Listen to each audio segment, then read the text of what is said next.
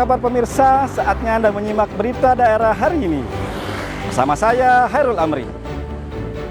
Sejumlah berita penting dan menarik lainnya telah kami siapkan untuk Anda. Dan berikut 3 berita utama hari ini.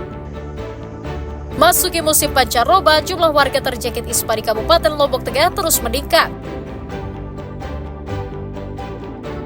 Pertanyakan kejelasan nasib, ratusan pegawai honorer kembali menggelar aksi damai di depan kantor Gubernur Nusa Tenggara Barat. Warga di Lombok Barat dihebohkan penemuan mayat pria di saluran irigasi, polisi usut penyebab kematiannya.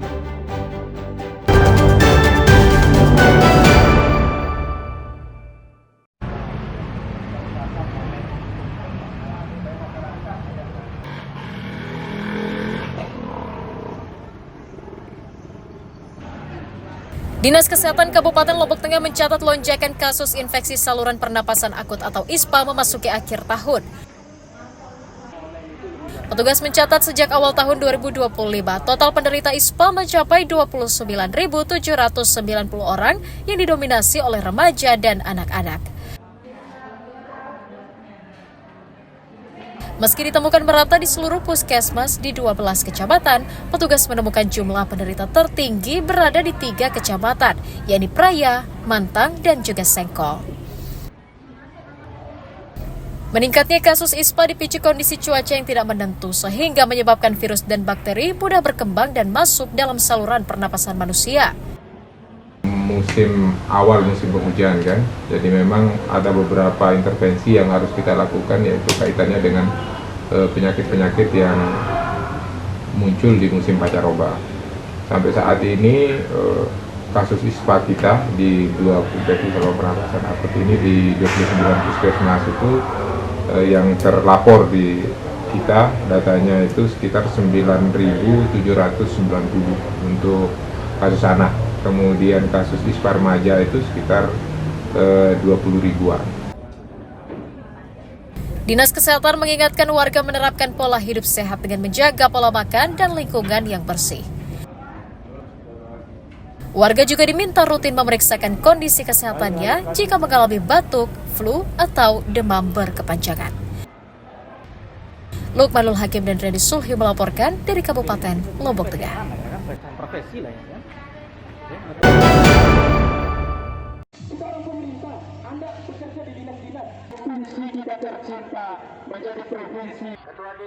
Ratusan pegawai honorer lingkup pemerintah Provinsi NTB kembali menggelar aksi damai di depan kantor Gubernur NTB pada Rabu petang.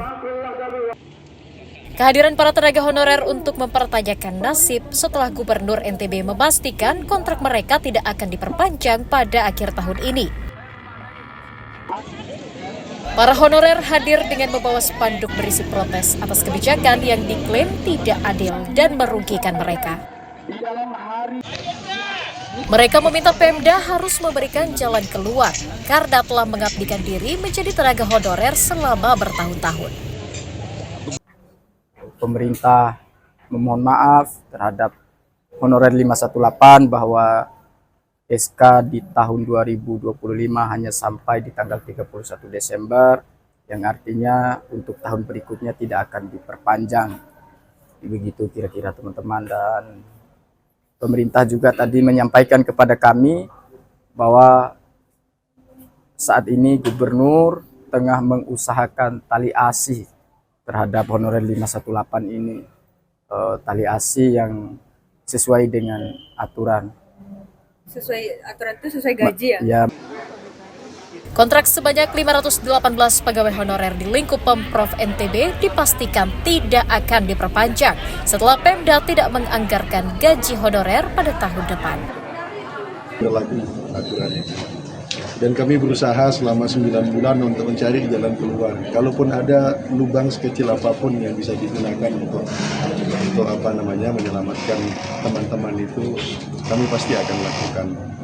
Saya pribadi sudah menemui pejabat-pejabat di pusat itu sudah berulang-ulang kali, bahkan sampai pejabatnya datang ke sini gitu. Tapi ternyata memang tidak ada peluang. Dan ini adalah keputusan yang sifatnya nasional, maka kita harus mengakhiri kontraknya di akhir bulan ini 31 Desember. Pemerintah provinsi memutuskan tidak memperpanjang kontrak honorer karena terbentur regulasi dari pusat sebagai bagian dari penataan birokrasi dan efisiensi di bidang kepegawaian. Dari Kota Mataram, Emi Kusuma dan Riyadi Sulhi melaporkan. Pada pagi hari ini memang sebagian besar hadir tapi tidak sesuai dengan arahan Pak Wali kepada Pak Sekda.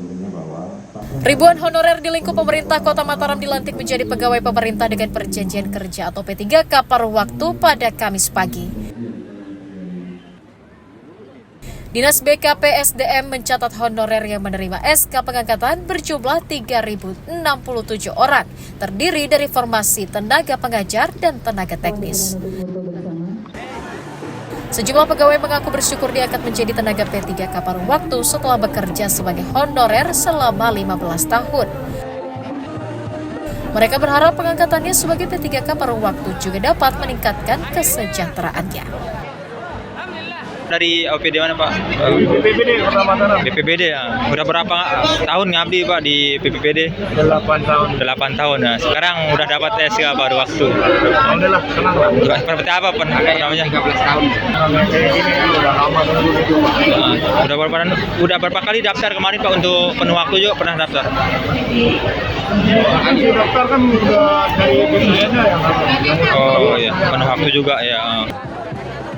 Pengangkatan P3K diharapkan meningkatkan kualitas pelayanan birokrasi di seluruh instansi dan organisasi perangkat daerah. Ada berapa yang diserahkan SK ini Pak? Tanggapan jumlahnya? 3.006.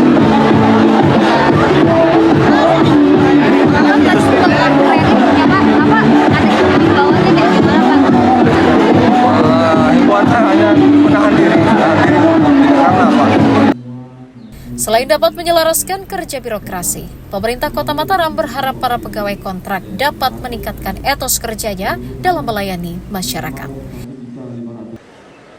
Dari Kota Mataram, Emi Kusuma dan Riyadi Sulhi melaporkan.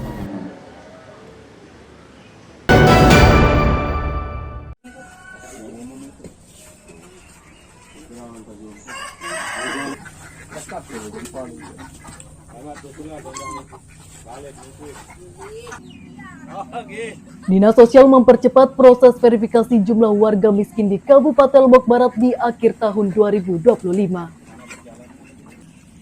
Validasi data itu dilakukan untuk mencocokkan data warga miskin yang dimiliki Pemda dengan data pusat milik Kementerian Sosial. Hal itu juga untuk memastikan seluruh program bantuan sosial dapat tersalurkan dan tepat sasaran. Dari data sebelumnya, jumlah warga miskin berjumlah sekitar 92.000 jiwa atau sekitar 11,9% dari jumlah penduduk.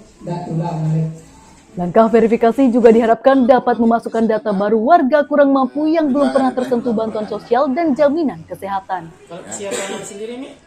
Di C1 itu kurang lebih berapa persen? 11% lebih itu kan di C1. 23.000 kakak.